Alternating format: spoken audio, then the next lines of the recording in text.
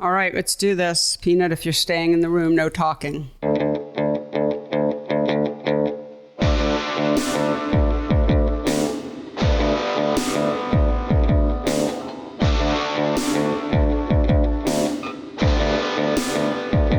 Hello and welcome to the PhotoWork podcast, the talky and touchy-feely version of my book, PhotoWork, 40 Photographers on Process and Practice. Hello everyone, I'm Sasha Wolf, recording from Woodstock, New York, and joined as usual by my very good friend and producer, Mr. Michael Chauvin Dalton. Hello, Michael. Hi. So I hear it's a little chilly up there in Woodstock. It's very chilly. It's very chilly. And there's no heating system in my recording studio here. So I've got many layers on. I'm prepared for an Arctic expedition. Yes, you've got some cold energy, I think, going. We're going to make this very short because I can't feel any of my fingers or toes. How are you? I'm good. It's only in the 30s and 40s here, so much better. I think. I don't mind the cold. It's just hard in the studio Same. here. Yeah, I actually love it. Love the change of seasons. Yeah, me too. I don't even mind when it gets dark early. I'm one of those people. I'm not really all in on that. One thing I love is, when it is staying light out is, you get to the end of your workday, and if you've been sitting at your desk for a long time, it's just so nice. I start every day with a long walk with Peanut and sometimes a little hike, but I'm really dying to be outside again for a second time and running around, and challenging when it's pitch black at 4:30. But yeah, and I don't love driving at home at night all the time, but there's something about it. Yeah. By the way, I also don't love driving at night, but I feel like if I say that out loud, it makes me sound really old. So yeah, I know. I hate that glare. I said it out loud recently to a friend and was really concerned that I in their mind maybe launched myself into a different category. Right. I was like, fuck. Why did I say that? Exactly. So today's show is another show that's on the long side. So let's get to some announcements, and then we can get into the show. What do we got? Yes. Well, first of all, shout out to our great sponsor, Picture House, The Small Darkroom. If you are still looking for gifts for someone, they do gift certificates, and you can call or email or just stop by at phtsdr.com or 437 West 16th Street. And really, if you know a photographer and want to give them a kind of first-class experience with a photo lab, that's the place to go, because they really roll out the carpet for you. Yeah. And also, thank you for those who have donated. And please, please, please keep those donations coming. We really want to keep the foundation growing. There are some big plans in the works. Really exciting things are happening, including, I think soon, an announcement of the fellows. Is that right? Yes. So really, just so many good things happening. So many good things that we want to do. So please keep those donations coming. We really appreciate it. To everyone who did donate, thank you so much. But we know there's more of you who could just throw in absolutely a little here, a little there. So please do. Thank you. We appreciate it. So today's show was with the wonderful Ed Panar, and it was a blast to talk to Ed. If every guest had Ed's energy, oh my gosh. Well, what a blessing. That's so funny. I was going to say, if you regularly listen to podcasts at 1.5 speed, turn that off. Oh yeah, definitely. Definitely turn it off. You're going to miss things if you listen sped up, because Ed has this high energy enthusiasm when he talks about his practice, which is just fantastic. And also his optimism. I love his optimism, because it's not like everything has been easy for Ed and Melissa Catanese. And he has this incredible just spirit about photography. I really loved listening to it. You and I didn't talk about this ahead of time. I didn't know you were going to mention that about Ed, but that's what I took away, that if everyone could sort of get something from this talk, it's how important having, trying to maintain that sense of excitement and wonder and optimism, because, there's so much you can't control as an artist. And if you can carry on and just love what you're doing and not worry so much about how it's being received. I mean, I know that's incredibly difficult. I understand that what I'm saying is talk about easier said than done, but it is so important. And anyway, I was really moved by Ed and his, just general outlook on things and the way he just keeps plowing along. Anyway, It was a wonderful conversation. So why don't we get to it, Michael? As we said, it's a little long. So if you don't mind, please take it away. Yeah, let's do that before your teeth start chattering. Too late. That ship sailed after the first 60 seconds. But. All right. Well, warm vibes. And here is your conversation with Ed Panar.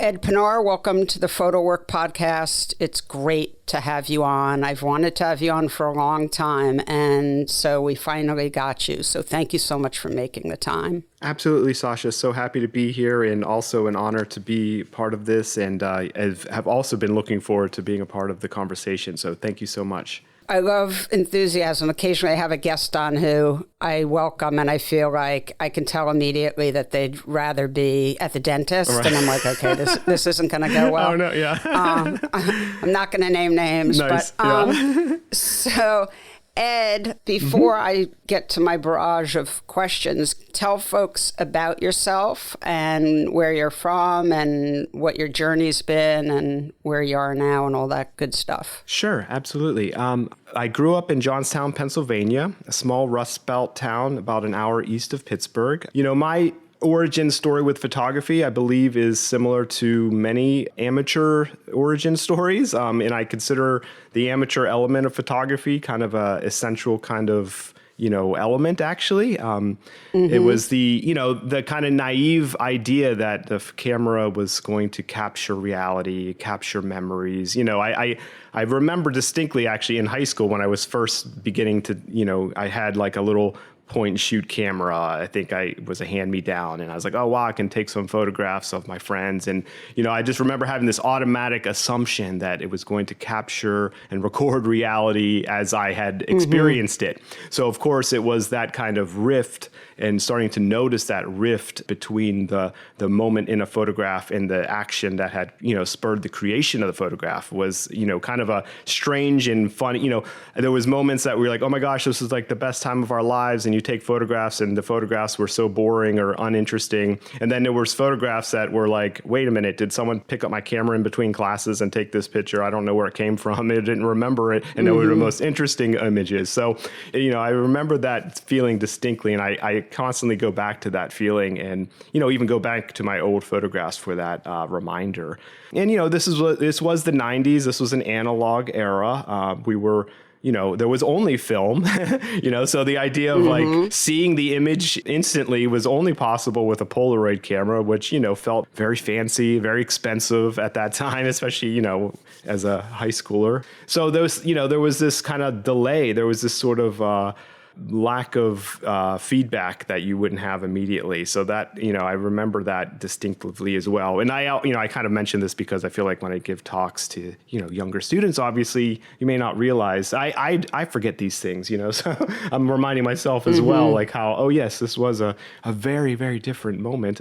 Oh yeah. So I think it was just that basic kind of, my initial photography practice or excitement came exactly from that pure analog or amateur and analog kind of experience. And, and it was also a tool of playing, in this time period in the 90s, it wasn't quite so easy to participate in culture, for example, like there was like underground music and you could have a band, but, making videos, making pictures, making sort of other forms of media and feeling like you were able to participate in that world where, felt there was a much higher ladder, there was more of a barrier of access. So it was very exciting. And so it was thrilling to make your own photographs, even if you just had like a 24 exposure roll and you wouldn't see them for a month later, so it's kind of like, these simple pleasures that sound, as I'm saying, it sounds archaic and ancient, already in this kind of strange moment. But I consider all of those kind of things as like an origin point that I hold very close and dear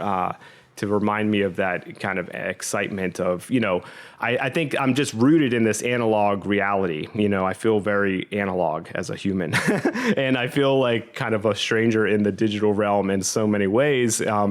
So I feel like that kind of, the pure joy of being able to see the world recorded in an image is still something that I just find so exciting and mysterious as well. So, in high school, so it was just me and my friends, and it was like playing games with the camera. It was fun. It was play. It was like a way to feel like you were empowered to kind of create your own media. I guess I should also mention there was a brief moment into my senior year of high school when my interest in photography was, starting to bud, that we also had a public access show at our local cable network. So, there were some other mischievous kind of playful teenage antics happening as well, which I think all kind of fed into this sort of, I think maybe my irreverent and playful nature when it comes to photography, which I try to continue that theme, I think. And, so it was, after high school, there was, I'm in, it's like, mid 90s. I'm in Johnstown, Pennsylvania. There's no internet. There's no tether to the outside world other than music and magazines. Those were like the most contemporary thing that felt like you were reading about the moment, felt like it was coming from magazines. Music was huge. We were blessed with like a wonderful little record shop that somehow had this incredible collection of a very obscure vinyl and cassettes from all over the world. I found, my love of heavy metal music in this shop. These strange albums and bands with names that just made no sense, and album art that just was like, whoa, what is this? Seemed to completely the opposite. Again, this is a moment where I feel like, at least in my memory, feels like this, alternative culture was like an actual thing because it was such a dominant kind of, like, everyone was watching the same channels, everyone was watching the same news, everyone had the same kind of upbringing, like it was maybe the last moment of this sort of like, 1900s era of, we all had a very similar media upbringing until maybe the end of the 90s in a sense. So it felt like underground culture and underground media maybe were the beginnings of like those other threads. So I was instantly and always attracted to those movements and those areas of activity, the fact that, these bands would be creating these strange and esoteric musics and sounds that at that point, I had this imagination, of course, that there were these grand audiences and there were places in the world where these things were celebrated. But none of this was near me. So, of course, it was all my fantasy of, there weren't even much live music or shows. I'd have to travel out of town for most of that. So, again, it was sort of this bubble of many things. And somehow I was able to plug into some other bigger things, I guess. And that kind of sustained me during that period. And I kind of do think that kind of an interest and fascination with underground music, for example, is kind of prepared me for a lifetime of working in obscurity, or just like that, being okay with that, just sort of like, that was just great. Like, I thought that was wonderful and just something kind of just exciting about that, actually. So, after high school, I had no real, I don't know. I didn't have much of a plan. I took a year off after high school. Actually, I really did want to go to school. I wanted to learn about photography, but in my town, there was no art schools or places you could do that. Even in Pittsburgh at that time, there was only like the commercially oriented art institutes of Pittsburgh that, which I really wanted to go. I had the paperwork, luckily, my mom talked me out of it. It was very expensive and maybe a dubious education because it was unaccredited at that time. So luckily it just didn't really work out. So I ended up taking a year off. I'm working at McDonald's, like I did through high school. And somehow I ended up applying for the state school that was near me, Indiana University of Pennsylvania. It was about 30 minutes away. And they had a communications media department. So somehow that seemed like the closest I could get to the areas of my interest at that time. This was a small, or actually it wasn't that small. It was the largest of the state universities in Pennsylvania. And even though it was only 20 minutes away, it felt like I was transported to a different world. It was completely different people. And again, I look back at this and it's easily to see that, I'm growing up and my town, Johnstown, is technically in the Appalachian Mountains, so it's really like Western Pennsylvania is kind of a continuation of the Appalachians that kind of cut through the state up into New York. So, this sense of isolation and the sense of kind of, you're kind of out there on your own and the world was elsewhere, was certainly a big part of my upbringing, like all the action was happening somewhere else. There was a desire at that time to leave, to get the hell out of there, to go somewhere. And, so in undergraduate, I did have the opportunity to, there was one photography professor. Photography was always kind of the bastard child of the arts, as far as I was understanding it, because it was, we had a school of the art, but photography was not part of that. Actually, photography was in this communications department, which was also part of the School of Education. It was like a basement department in the basement of the basement, so it's kind of a niche within a niche, which is a great way, again, I think, to understand photography, actually. And so in a way, I think this outsider status always appealed to me as well. Like there's this kind of misunderstood nature, and again, this is like over time that I think I've appreciated more and more. So anyway, we had one wonderful professor at my undergraduate, Dr. Ron Juliet, and he was very encouraging, and like that pure joy as well. Like I feel like he cultivated and encouraged, like I remember him, just standing in front of the class and talking about light hitting the side of a building and how like exciting that could be and like kind of laughing at that moment. And then of course I find myself often now just, taken aback by the light. And he was very encouraging and supportive. So there was ample opportunity for me and some of my classmates, one of which I believe was on your podcast recently, Christopher McCall. Who I had the wonderful opportunity of meeting with at that time. And we were fast friends and we were, kind of both shared this enthusiasm for photography, and we would be the ones in the dark room, after hours, many, many days. And, so anyway, our professor was very kind and supportive. He would give us independent studies, which essentially just allowed us to gather credits for just doing what we were doing. And, we created our small little community there and, just kind of nurtured our interests at that time. I have a very nostalgic feeling about college. It was a very positive experience for me. Like, I didn't know what to expect. I didn't have any friends at this school. It was a very strange and, but again, it was this, kind of this idyllic, or again, in my memory, idyllic time, pre-digital. No one had cell phones, like you barely had email. It was like the beginning of all of that. So perhaps also, of course, I can't tell now looking back, like, are these formative moments of a life and a time in life, or is it also this time in the world is also, a bit of an anomaly in retrospect. The 90s were a relatively peaceful and prosperous period where you legitimately felt like you could have optimism for the future. Maybe the last time in this country's recent history where you felt like there was a universal, perhaps, feeling of optimism of what was possible and to maybe what was to come. Again, maybe that was also a naive and foolish notion that I was allowed to have because of my position as well. But, so anyway, in college, I gathered a lot of inspiration and, I felt like I was a sponge. I was just, excited to learn. I loved a lot of my classes. I felt like I was able to explore a lot of different topics. There was no photo major, but I eventually landed in a position. There was they called it an interdisciplinary fine arts major.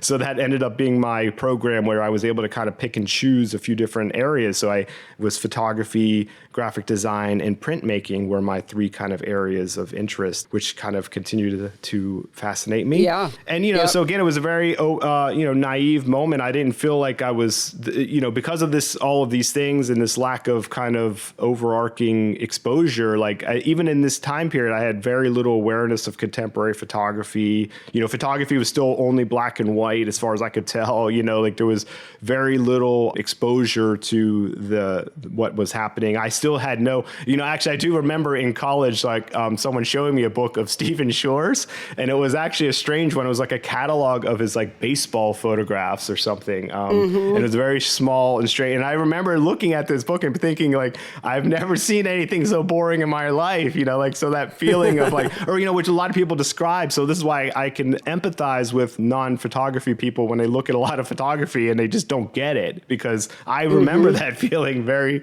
very clearly. Like, why are we looking at this, or what am I supposed to think here? And then of course of being fascinated by that prompt to be questioned, to be stimulated into questioning what you're seeing and to think about it differently. And of course, to appreciate those who chose to work in these manners. So, it was a very self-guided and piecemeal development.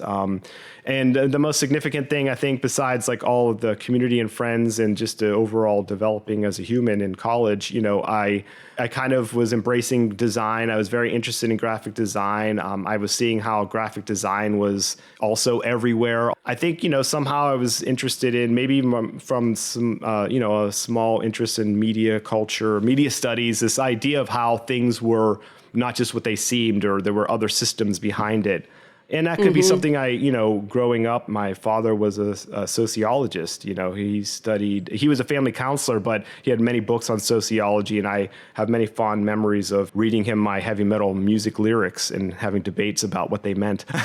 So there was this kind of idea of how, so I think I've always been interested in this kind of notion of the codes or the encoding behind things, and then maybe perhaps how to use those things to creative ends.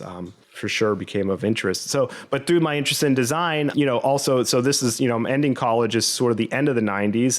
And so the internet is sort of emerging as this reality.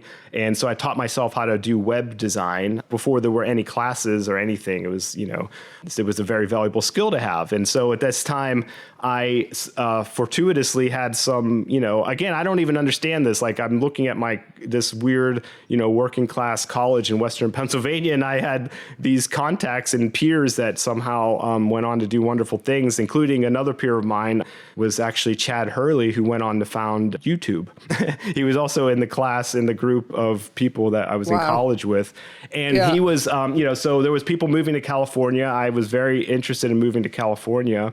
And, one of the first job offers I had actually was at PayPal. So I almost would have been an employee of Elon's, I suppose. Yeah, you would have been a mogul. Yeah. Yeah. So this is like one of those, Ed Panar, the mogul. The alternative life of, Ed Panar could have been a very different one. But luckily, I had this job offer, but I had then received through a contact at my university, a contact at a graphic design agency. And it was much less pay, but I chose the job at the design agency because I felt like it would have been more creatively rewarding.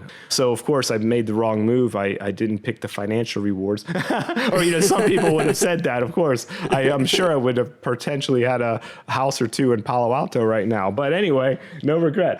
But I did choose that deliberately, the path of creativity, I think. I wanted to, I think I was always very fiercely independent and interested in kind of pursuing my own endeavors, whatever that, not quite knowing what those were to be at that time. But, my time in San Francisco, which was in the year 2000, I moved there, and it was right after college, and I started working at this design agency. And again, unfortunately, or maybe fortunately, it was right at the beginning of the pop of the first bubble of the .com era.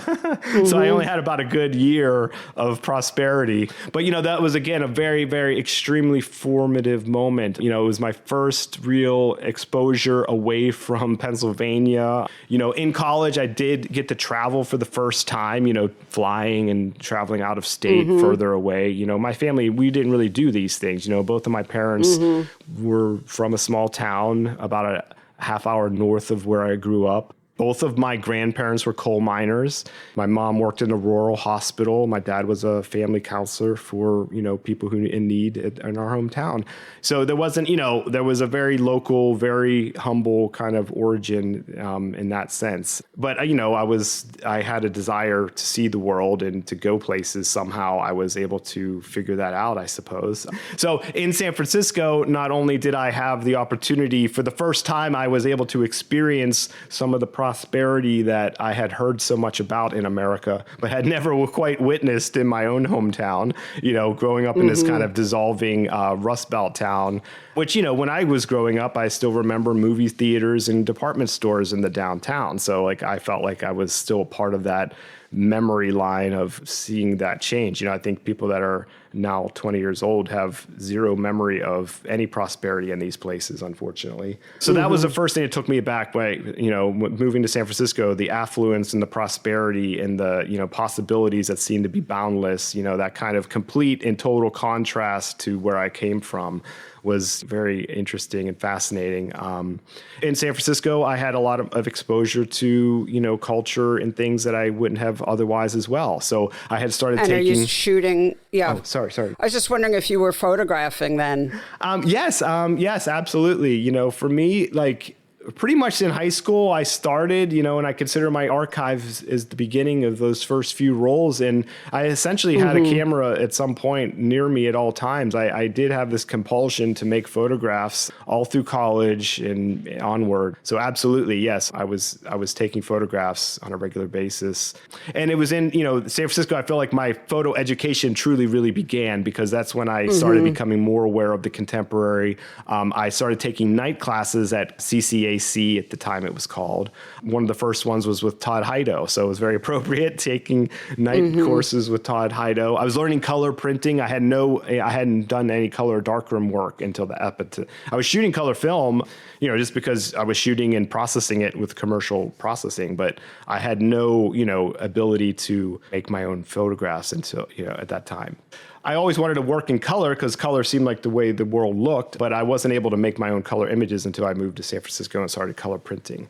I've always, been somewhat, especially in those days, I had very little money for most or all of my life. So I'm kind of always was finding a way to produce and work within my means, and within a format that seemed to have made sense, So many of the decisions that led to my practice at the moment were very practical, very economic. I had one camera.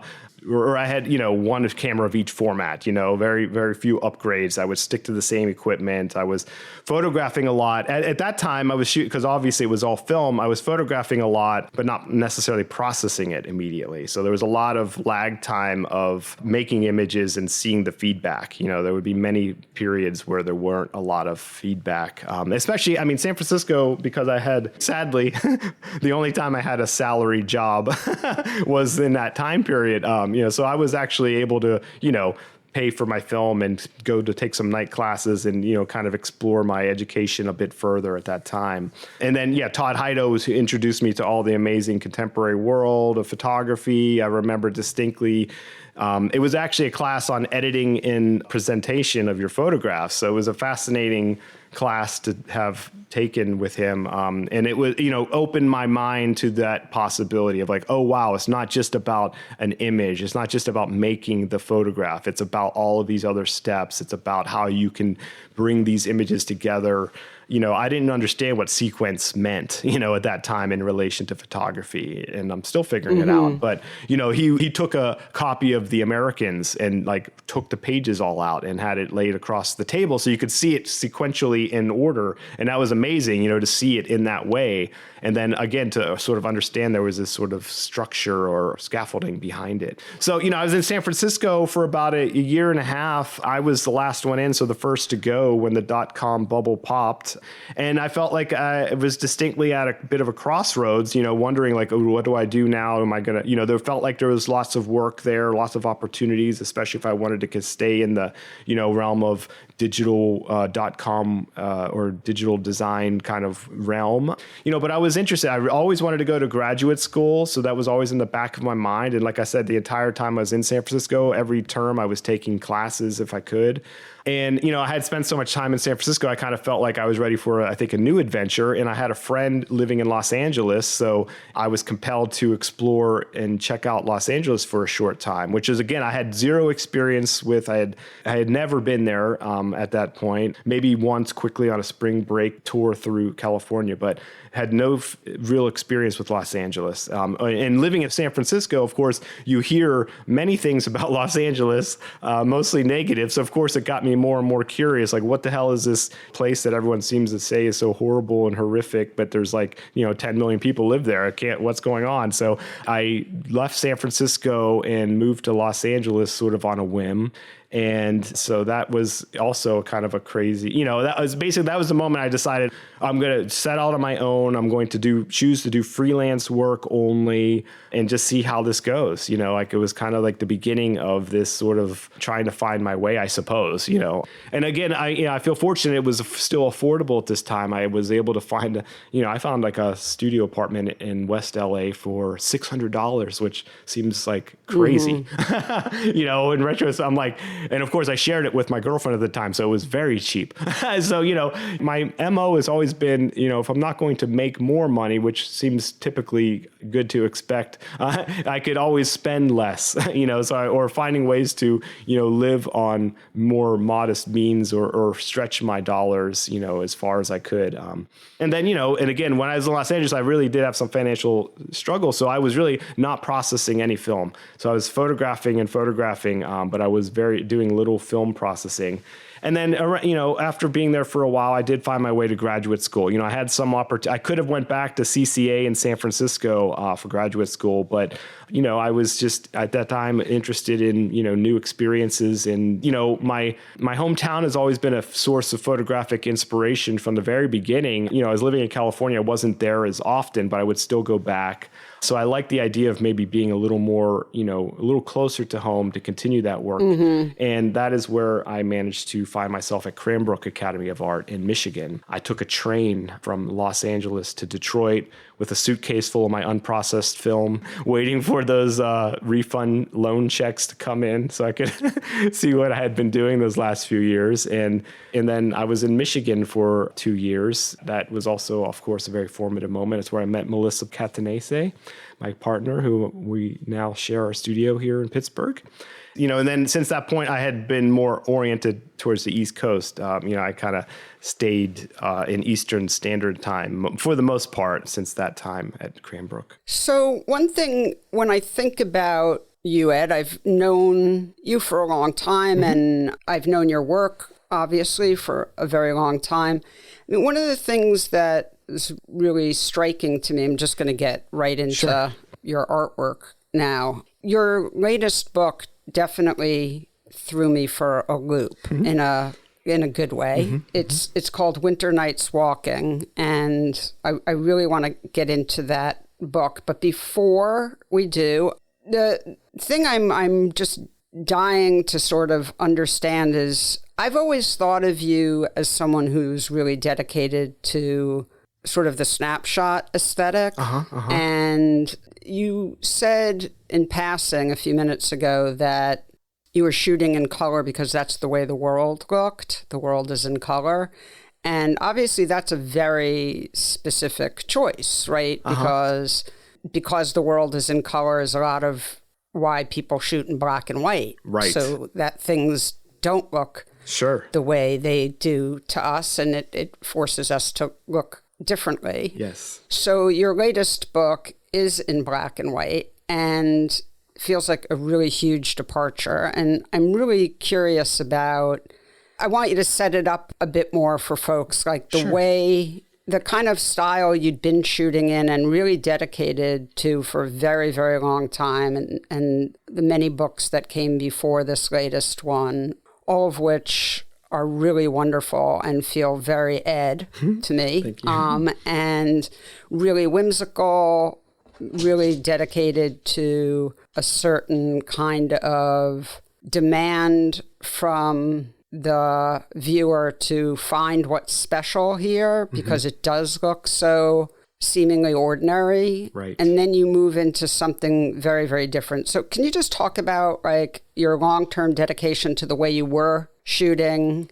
Let's start with that. Absolutely. Because I really associate you. It's like you're one of the people I most associate with that style. I mean, right. Yeah, no, that's really nice to hear. And it's interesting to reflect on that. I consider myself somewhat open-ended in a sense that I don't consider, or I don't feel like I'm necessarily tethered to any one way of working, and I'm open to changing it up. But at the same time, I do think there is a very consistent thread of interest and motivations behind my choices with shooting. Like I said, at the beginning, I think it was entirely practical, like it was 35 millimeter point, like the Olympus stylus was like my primary camera for many, many years. And that's like all of Golden Palms essentially, except for one photograph was made with that camera. And so I love that. And I absolutely love the snapshot. I'm a walking photographer. I've never, when I lived in Los Angeles to this day, I don't have a driver's license. I don't. Right, which is really funny. So I'm kind of, so I just sort of, I don't even know. Anyway, that's a different topic, I suppose. But so I'm very interested in that activity of walking through, passing through, being in physical space with the camera. And so I love that snapshot, the quickness, the fluidity, I remember it was very difficult to switch from that camera because I just loved how, there was no thought. It was completely an instantaneous kind of action of like a feeling or a thought or a sight and an action to make the photograph. But I feel like I've always been interested in also very highly detailed photographs, so I did move to medium format, and I was shooting with my Pentax 6.7 for many years. And so, and all of my projects to this point are somewhat of a mix of these things, I would say. And then eventually it switched to digital, mostly for practical reasons. I just wasn't able to afford film. I actually just finished this year processing unprocessed film from like 10 years ago. So it was very practical to move to digital. So I felt like I had to train myself to use the digital tools in the way that I was comfortable making work. But I found that there was a possibility, and I've always been intrigued by this possibility, because I always wanted to make very meditative, detailed images, but I felt like, oh my gosh, you have to have this 8x10 camera and you have to be so wealthy, or you can't do this without this tool, and I always really hated this feeling that like, oh my gosh, you can't do that unless you have this, and so I think, my quest has always been to kind of find workarounds and to question those things. Is it the tool or is it the way the tool is being used? Of course, it's always both, so I was always like, well, you could have that kind of, why couldn't you have this mindset of an 8x10 view camera operator, but be working with a different tool?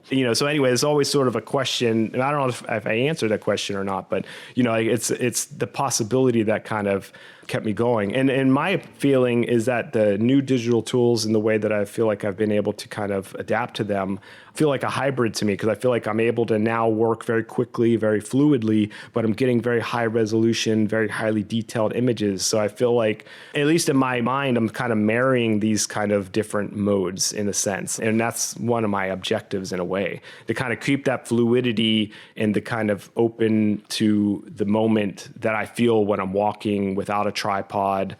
I think that, at least to me, there's not maybe quite as much difference, but I can see absolutely, of course, how Winter Nights Walking in particular could see like a bit of a departure. But, I had a previous book, Nothing Changes If Nothing Changes, that was also only black and white from 2013. So, I've never shied away from black and white. It's always been, I think, part of my work. I love my black and white photographs. Like I said, in college, I was only photographing black and white in the darkroom because that was the only photographs, but I was still shooting color on the side. That you could process. Exactly. Yeah. I mean, I was taking my, and it's, of course, taking the color negatives as well and trying to put them in the enlarger, so, I was always interested in playing with the things, and there were no fast and hard rules. There was always just kind of like what you could do and what you could do with it and what you could get away with. I think I've always had that ethos in a sense. But I do like the idea, and I'm hoping that my current and recent work that I've been doing is in some ways kind of marrying these kind of things, because that is certainly of interest to me. Like I kind of want both. I want to be able to be quick and fast and fluid and light on my feet, but also be able to capture these images that in a different context or moment I can focus on or enlarge to a large scale, or do things with them that you may not have thought to do with a snapshot. So I like the idea of having both possibilities. And also, it's one of the interesting. Yeah, go ahead. The last thing I'll say about that, that's also why I feel like almost all of my projects are somewhat long-term projects. So I'm able to mix and match, and I find that very satisfying, because I do find I have a different mentality. I love the way I used to work with my film cameras, so I like to be able to bring some of those things into the current work by reusing those photographs as well. I feel like the different tonalities of the different ways of making images enriches the work, and almost all of my projects, actually, maybe with the exception of Winter Nights, is that that's happening. Winter Nights is maybe the only project to this point where there's no film images in that project. I'm surprised at how much you're talking about your process and practice and less about, emphasis being on, for lack of a better word, forgive me, but, style.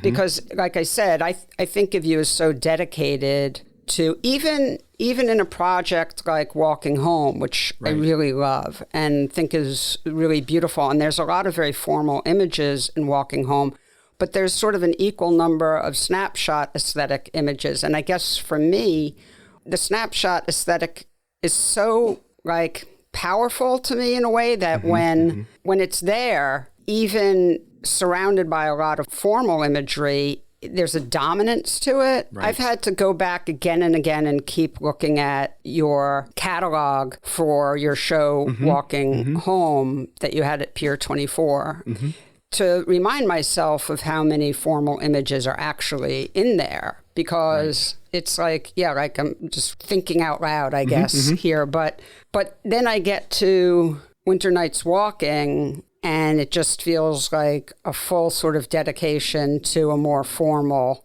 imagery. And I was just really, that's the way it felt to me. Sure. Were you not thinking that? Is that just my take on it? No, that's a good question. I guess I personally don't really think of it in that way per se. Maybe the difference that I can imagine what you're seeing and how I would describe it would be that Winter Nights Walking was unique in the sense that I did sort of kind of come up with, I think I decided at some point that I would be black and white. It seemed like it was a technical decision, but also an aesthetic one that I found, satisfying. And, it was a project that I was only photographing, the parameter for Winter Nights Walking was December, January, February, and March, so there's photographs in those months, so it was something that I would kind of put on hold and come back to, and I was just slowly building. Very tight parameters. Exactly. Very tight parameters in this project. Yes. Yeah. And that may be what's doing it. Yes. And that's actually a really good point. Yeah. Absolutely. And, and there was that feeling like, it was many, many long walks. Although there's one color image. That's true. Image. Yes. Sorry. Exactly. That's true. That is, see, I always got to bend it a little bit. Of course. So, in that project in particular, I do consider a sort of a meditation project, I suppose, as well. Like many of my projects, it's all in the title, I suppose, because the title itself, of course, is a reference to the famous Summer Nights Walking. And so the idea of there's always been that interest in me, like, oh, wow, these things have been done here or there. And you're always in the West or always someplace more interesting. So I've always liked the idea of, bringing my home regions into these arenas. So there was that. But also winter, focus on the season itself, the time of year, seasonality, really just wanting to meditate on that. And then, of course, the night. I've always been attracted to night photography. So this was also an ability and an opportunity to kind of, basically, I guess, improve my chops or kind of decide or figure out what that meant for me.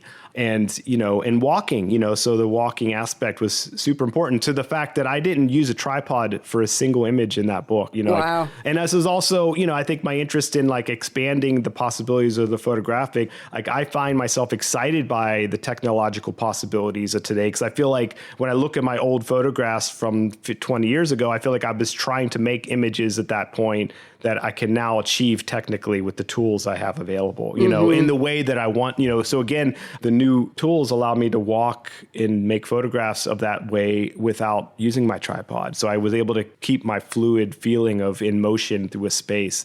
They do feel a little bit more singular, I think, image wise. So maybe there's that. But to me, they feel like snapshots because there is, at least in my mind and my memory of them, there's a kind of a quickness to them. There was a kind of immediacy to that moment. They were all sort of fleeting kind of pauses along the walk. So interesting. I don't feel that way at all. That is interesting. Well, I'm going to just read a little bit of, I don't know if folks listen to the show, subscribe to Collector Daily, but if they don't, they should. It's an online photography space of criticism, although it's really not about being critical. It's about being supportive and deeply engaged with photography. Yes. But it covers books and exhibitions, etc. And it's was founded by someone named Loring Knobloch, who I personally am very fond of. Yes. And so Loring wrote this about winter nights walking.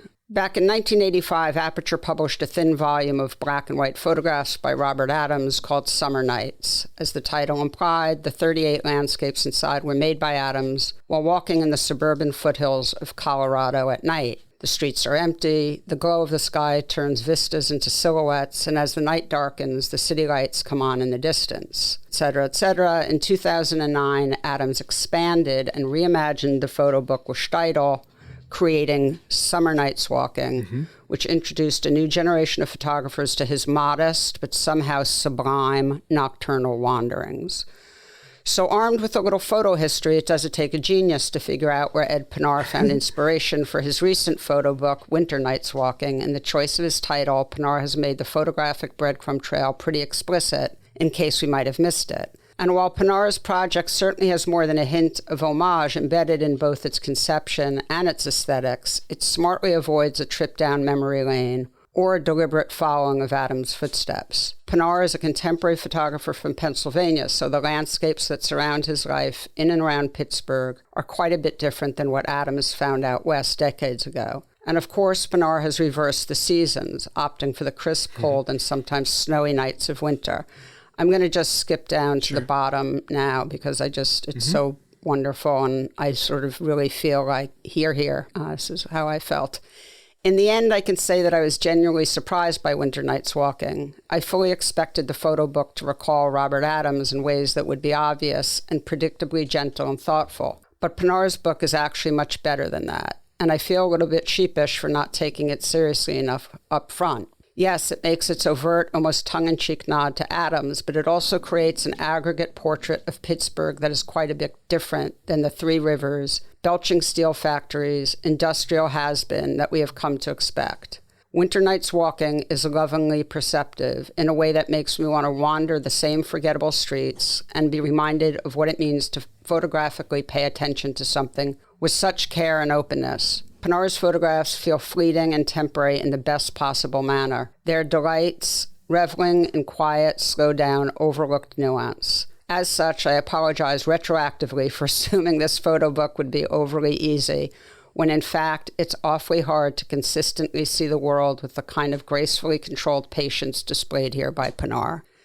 Well, I don't feel the need to apologize because I figured it would be really good, but it's really beautiful, and it's interesting how differently you and I feel about the pictures, but I will just say that, first of all, I think the pictures are so carefully, I'm almost laughing because of the way you described making this series, but to me it's like they're so carefully composed, and almost to a photograph, you managed to do this really uncanny thing, which is every photograph feels like a POV shot from a movie where we're looking from our characters through our characters' eyes. Oh, wow. Yeah. And so you feel like you're in this book, in this walk. I mean, I felt so completely like I was going on this walk. I'm not trying to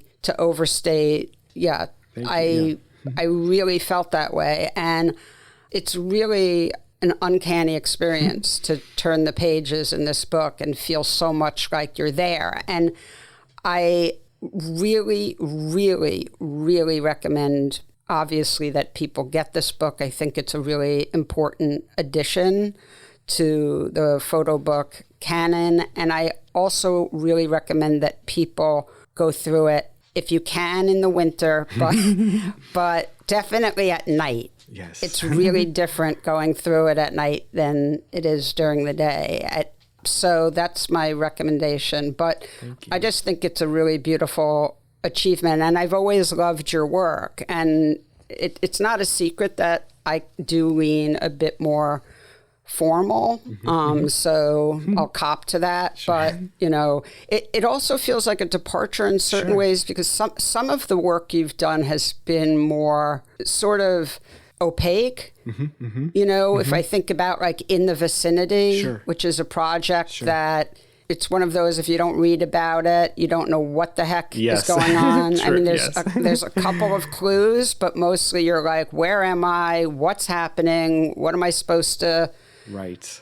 get from this? And I think it's like what you said before about with summer nights, winter nights walking. It's just, there's so many parameters. In some ways does feel different, even though now I'm going to contradict myself because I know that like Animals That Saw Me, which is a wonderful 2-part book that you've done of animals seeing you, which is also obviously has very specific parameters. But I guess this one feels like it really, like you put the most in place. And I just think it's really interesting, for someone of your, everything that you've put out into the world, and you're very prolific, and, to sort of work, in that way, or, at this point in your life. And I think it's really great. So anyway, I've talked a lot. Please.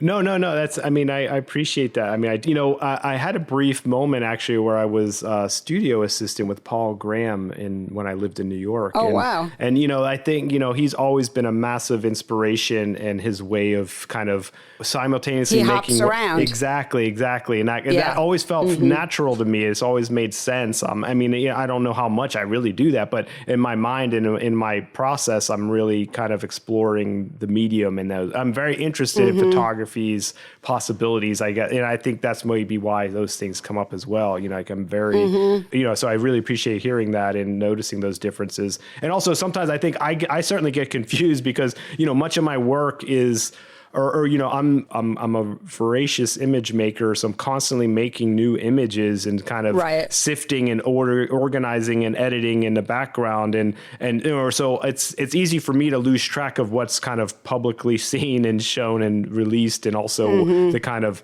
the churn of things that I'm doing kind of in my studio, so I kind of I can get mixed up as well, or forget that there's actually a disconnect, or maybe like some things could appear out of sequence, or there's missing pieces perhaps. But anyway, my the interest in just playing with and exploring all of those different modes and more is definitely something that I am interested in doing, and hope to expand upon in my work. It always made sense to me as an artist that you're not only doing the thing that you're doing, but you're learning and you're growing and expanding into, and hopefully, I've always felt like, hopefully one's best work is always ahead, right? You don't want to feel like you're, so there's that, I've always kind of moving in that direction, or with that sentiment of like, well, what is possible is always going to be more interesting than what has been done prior. Well, that's a hopeful, exactly. I'm hoping, way of, I do hope. It's so interesting that you worked for Paul, because he's really so dedicated to letting himself go and just play with whatever sort of form he wants to, and whatever concept is front of mind at any time, which I really,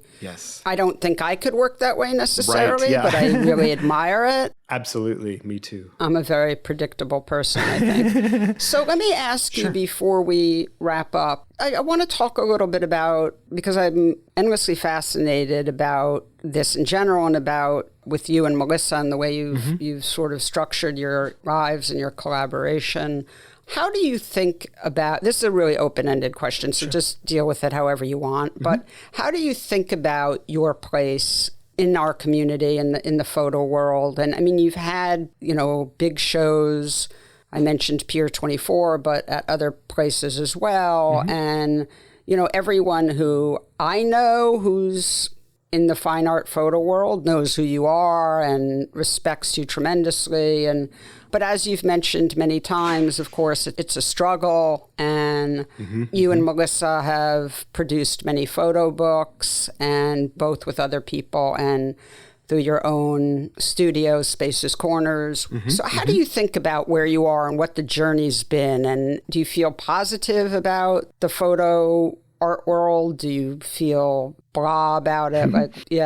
That's a good question. I mean, I generally, I think, hopefully have a bit of a sunny disposition and when it comes to most things, so I definitely, tend to see positive things. I see I feel very grateful to be part of such a wonderful community. I feel like, anytime I speak to others, friends or colleagues in different professions or fields, I feel like, wow, I'm in a great arena, because the photography community, photo book community, it's of course a niche within a niche within a niche kind of thing, but it's a wonderful little niche, and I love it. Definitely. I feel very gratified and grateful for the community, the energy and enthusiasm that people put forward. I feel very inspired by, Spaces Corners certainly was that. I think Melissa did talk a lot about that in her conversation with you.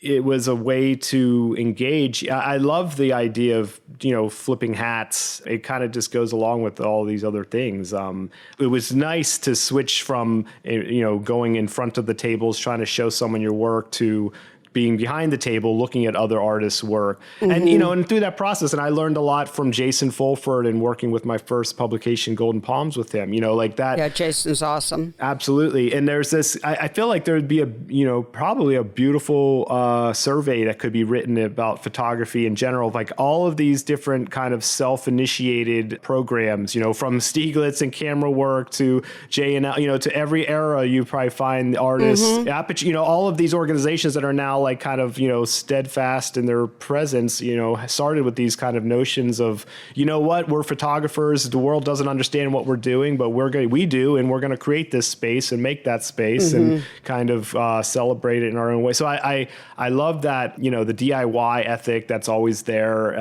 And this kind of like pushing it forward and sharing it in these kind of micro ways. I love that, and again, being in Pennsylvania, being in Pittsburgh is, of course, I love it here. It's a wonderful place to be based, but it's also, it is a little, or historically it's felt a little isolated. But now in the more connected world, that seems less of an issue, but also that may be an advantage to be in a somewhat kind of a different position to be thinking and working on these things from. So overall, I feel, mostly optimistic because of those things as well. I do somewhat feel a bit of an outsider in my own ways. I think, I feel kind of, I'm somewhat reclusive, perhaps, to a fault. I remember in graduate school, a critic saying, one of his words of advice was hustle and hide, and I think I'm much better at the hiding part than the hustling part, but, I love, so again, there's this kind of, so maybe it suits me maybe too well to be kind of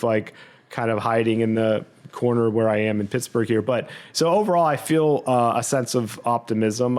Since we started Spaces Corners, which was in 2011, to now, it feels like, despite all of the premature announcements of the death of photography or the death of the book or this, that, it feels like it's been thriving nonetheless. And, all it takes is attendance at any of the recent book fairs to see the energy and enthusiasm continues and persists.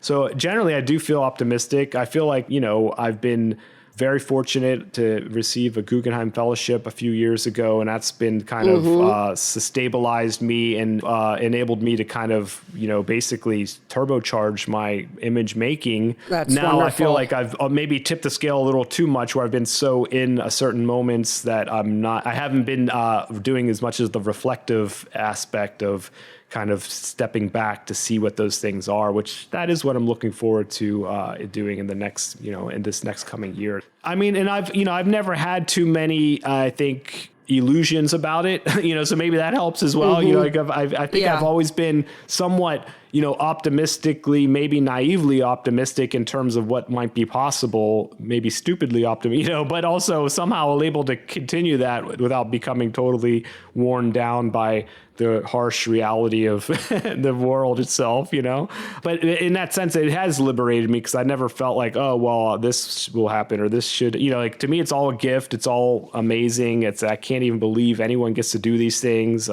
It's a miracle that these things are able to, knowing as as someone who makes things and has worked with others making things, the challenges and the strange pathways, the convoluted journeys that everyone takes to create something of this nature, is just, so it's almost unbelievable that these things even happen. I can't even believe it sometimes. I'm like, wow, like all the things that had to align for these strange and cryptic and esoteric objects to kind of make their way into the world, but that's the joy of it. And I think the fact that that is still possible. I don't feel as much on the pulse of anything. I don't even know what that means anymore. It feels like maybe things have fractured in such a way, but I think of that as expansion. Like I feel like that means there's just all these different pockets and all these different areas. And, I always tell students like, the photo world is what it is, but wherever you're from or wherever you're at and wherever you want to be, like there's some other little world that you could interact with. And photography's ability to be part of the world and to reflect upon the world and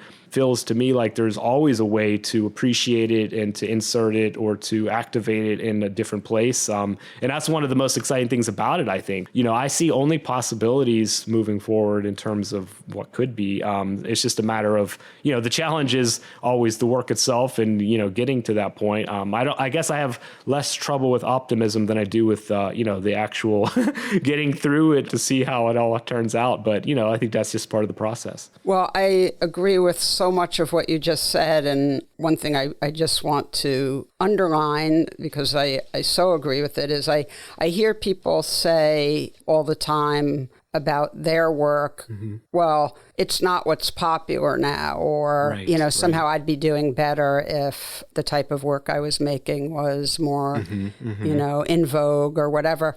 And I think that there have been times where there have been very powerful waves of a certain type of work. I do not think that's where we are now at all. I think right now there is not a dominant strain of work, and I am so happy for that personally. Yes. And I don't like it at all when, I think it's sort of the antithesis of art is, when things constrict. To me, that feels terrible. And I think we're in a very open, expansive time with photography now. I don't know about the other visual arts because that's not my area. But speaking to photography, I think there's really room for anyone making good work to have their work be celebrated and appreciated. Now, I think the just explosion of photo book producers, publishers has really insisted on that. And so there's a reason why all the bumper stickers on my car are nice. The only bumper stickers are photo book publisher bumper stickers, including having recently added a Spaces Corners sticker to my car. Wonderful. Thank you so much.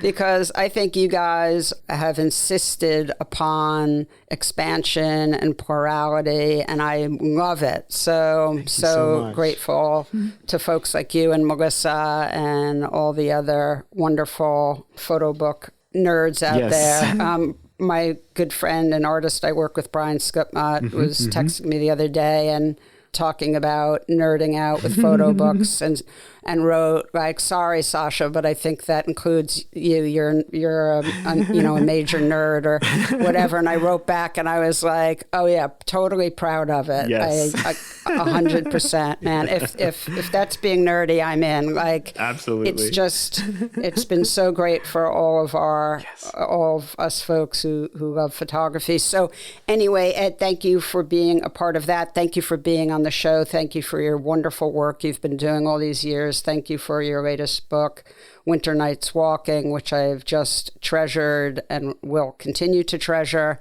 And thanks for hanging out with me today. Oh, Sasha, thank you so much. And as well as your contributions are massive and so influential. And I'm so glad to have been a part of PhotoWork and the original publication. And absolutely, the same goes to you. And thank you so much for your inviting me here. And I'm so glad to have been a part of this. Thank you. All right. Well, stay warm and dry. Yes, you too. We talked about that we're both in sort of grim, rainy days today where we are, but stay warm and dry. Absolutely. Send my love to Melissa. And see you soon. Thank you so much, Sasha. Have a great day. Okay. Thank you. Thank you, Ed. Okay. Bye. Bye-bye. PhotoWork with Sasha Wolf is a production of the PhotoWork Foundation. Executive producer is Sasha Wolf, and the associate producer is Taylor Selsback. The show is also produced and edited by me, Michael Chauvin-Dalton of Real Photo Show. Music is by J. Walter Hawks. If you like the show and wish to find out more about the Foundation, please visit photowork.foundation and be sure to subscribe and review with all the stars on your listening platform.